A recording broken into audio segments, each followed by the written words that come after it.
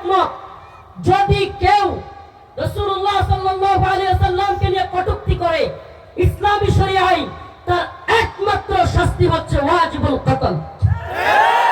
মান সাব্বা নাবিয়ান ফাকতুলু, তার শাস্তি হলো কল্লা থেকে, ধর থেকে কল্লাকে আলাদা করে ফেলা।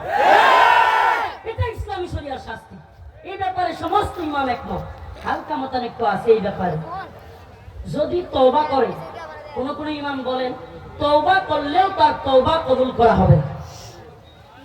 আল্লাহ পাক আখিরাতে তাকে তওবা কবুল করে ক্ষমা করে দিতে পারেন, এটা আল্লাহর ইচ্ছা, কিন্তু দুনিয়ায় তার তওবা কবুল করা হবে না। তাইলে আল্লাহর নবীকে কটূক্তি করেছে, এর চাইতে বড় ইস্যু কি হতে পারে?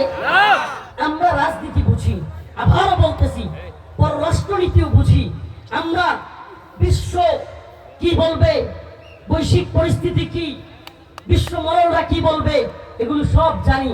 কিন্তু রাসূলকে নিয়ে কেউ কথা বললে, কটূক্তি করলে, তখন রাজনীতি, অর্থনীতি, বহির্বিশ্ব এগুলো তাকায় দেখবার সময় আমাদের থাকে। রাসূলের ভালোবাসায় আজকে অনেকের খবরই নাই।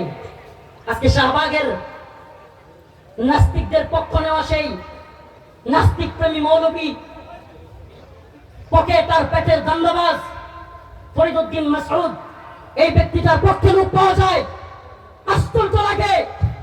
অথচ ইমানের দাবিতে রাসূলুল্লাহ সাল্লাল্লাহু আলাইহি ওয়াসাল্লামের ভালোবাসায় ব্লগার রাজীব, অভিজিৎ রায়, ফয়সাল আরিফিন দীপন, ওয়াশিকুর রহমান বাবু সহ 13 সালে একের পর এক নবীকে নিয়ে কটূক্তিকারী এই নাস্তিক শাতেমগুলো যখন রাসূলকে নিয়ে কটূক্তি করতেছিল, গালি দিতেছিল, আম্মাজানদের চরিত্র হানি করতেছিল, আমার কিছু ভাইরা তাদের বিরুদ্ধে দাঁড়ায় গেল, তাদের বিরুদ্ধে প্রতিবাদ করলো, ফেসবুক অনলাইনে লেখালেখি করলো।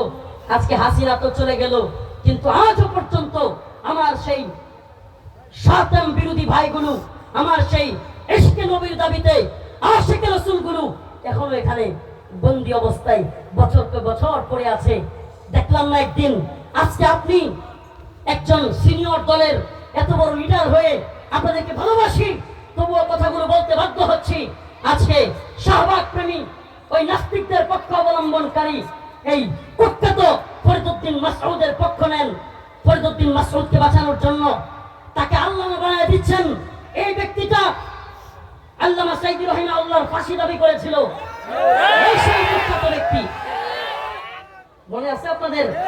শাহবাগে গিয়া আল্লামা সাইদি রাহিমাহুল্লাহ যেই মানুষটা মাজলুম, তার বিরুদ্ধে ফাঁসির দাবি করা, ফরিদউদ্দিন মাসউদের পক্ষ নেন। ফরিদউদ্দিন মাসউদের পক্ষ নিয়া তালই পরিচয় দিয়া থানা ঘেরাও করবেন, তারপরে বলেন যারা ফরিদউদ্দিন মাসউদের বিরুদ্ধে তারা নাকি ইসলাম বিদ্বেষী। নাউজুবিল্লাহ। আরে ফরিদউদ্দিন মাসউদ নিজেই তো ইসলাম বিদ্বেষী। যে ব্যক্তি আল্লামা সাইদি রাহিমাহুল্লাহর ফাঁসি দাবি করে, যে ব্যক্তি 1 লক্ষ মুফতির ফতোয়া তৈরি করে জিহাদের বিরুদ্ধে অবস্থান নেয়, এই ব্যক্তি নিজের ঈমান নিয়েই তো জানা যায়। আর সেই ব্যক্তিকে নিয়ে আজকে এত বড় জজবা দেখান, হুঙ্কার দেখান, অথচ ইশক নবীর দাবিতে আল্লাহ কসম, আল্লাহ কোন পীর, কোন মুফতি, কোন শাইখুল হাদিস, কোন বড় বড় আলেম আল্লাহর কাছে জবাব দিতে পারবে না। ইশক নবীর দাবিতে বছরকে বছর কারাবন্দী অবস্থায় আমার ভাই আরাফাত, আমার ভাই সাইমুম, আমার ভাই আব্দুস সবুর, আমার ভাই আরিফ সহ আমার ভাই আসাদ, কতগুলো নাম বলবো। কারাগারে যখন ছিলাম বিভিন্ন সময় কোর্টে যেতাম, কোর্টের গাড়িতে ওই প্রিজন ভ্যানের মধ্যে দেখা হইতো আল্লাহ এক একটা যেন জান্নাতি যুবক, এক একটা যেন জান্নাতি যুবক, উম্মার প্রতি তাদের ফিকির, এক একটার একটা দুইটা তিনটা করে ফাঁসি লেগে আছে। অথচ এদের মনের ভিতরে উম্মার প্রতি যে দরদ দেখেছি, আলেমদের প্রতি যে ভালোবাসা দেখেছি, দেশ এবং দেশের অবস্থান নিয়ে ওদের ফাঁসি বাদ দিয়া যে চিন্তা দেখেছি, সেই ভাইগুলো কারাগারে পড়ে আছে। কোথায়? একদিন তো আপনাদের ইশকে নবীর দাবিতে হুঙ্কার দেখলাম না। কষ্ট লাগে, আপনাদেরকে ভালোবাসি আল্লাহ, যে যেই পথে কাজ করতেছেন, যে দলেরই হন, আপনাদেরকে ভালোবাসি। আপনারা বুঝেন না, অনেকেই দল করেন, মনে করেন হুজুর এমন হয় এই দলের বিরুদ্ধে। আল্লাহি দলের পক্ষে বিপক্ষে অবস্থান নেওয়া আমাদের জন্য কাজ নয়।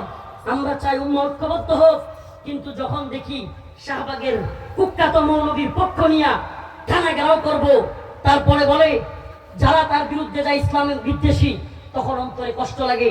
আমি চাই এই জরুন কোনাবাড়ির এই প্রোগ্রাম থেকে আমার আওয়াজ হয়তো কারাগারেও যাচ্ছে, যেখানে দীর্ঘ 32টা মাস কাটিয়ে দিয়েছিলাম, যদি যায় এই আওয়াজ ছড়ায় পড়ুক সবার অন্তরে। ইশকে নবীর দাবিতে আজকে আমাদের ভাইগুলো দীর্ঘদিন যাবৎ বন্দী। বহির্বিশ্বের ধ্বজাধারীরা ভারতের চাপে, বহির্বিশ্বের চাপে আমাদের দেশে যেই সরকারি আসে এই ভাইগুলোর জামিনের ব্যবস্থা করতে চায় না। আমাদের দাবি হলো এই ভাইগুলোকে দ্রুত মুক্তি দাও হোক। আপনারা চান ইশকে নবীর দাবিতে আওয়াজ তুলো। ইশকে নবীর দাবিতে যারা কারাগারে আছে প্রত্যেকটা মুমিন মর্তে মুজাহিদের জামিন দিতে হবে।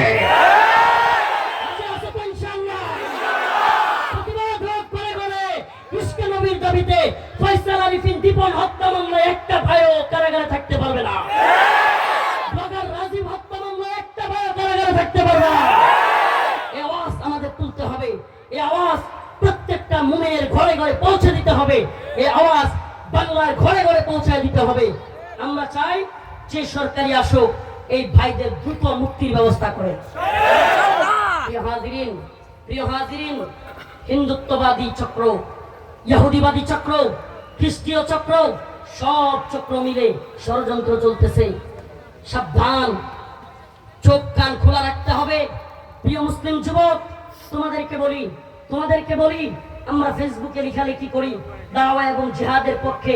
এজন্য কিছু ভাইরা গণতন্ত্রকামী, এদেরকে আমি অবুঝ দিনী ভাই মনে করি। আমি এরা অনেক সময় দ্বীনের পক্ষে থাকা মর্দে মুজাহিদ কারাগারে রিমান্ডে নির্যাতনের শিকার হওয়া আলেমদের বিরুদ্ধে কলম ধরতে এদের হাত কাঁপে না। এরা মনে করে এই তন্ত্র মন্ত্র দিয়া দিন বিজয়ী হয়ে যাবে, দিন প্রতিষ্ঠা করে ফেলবে।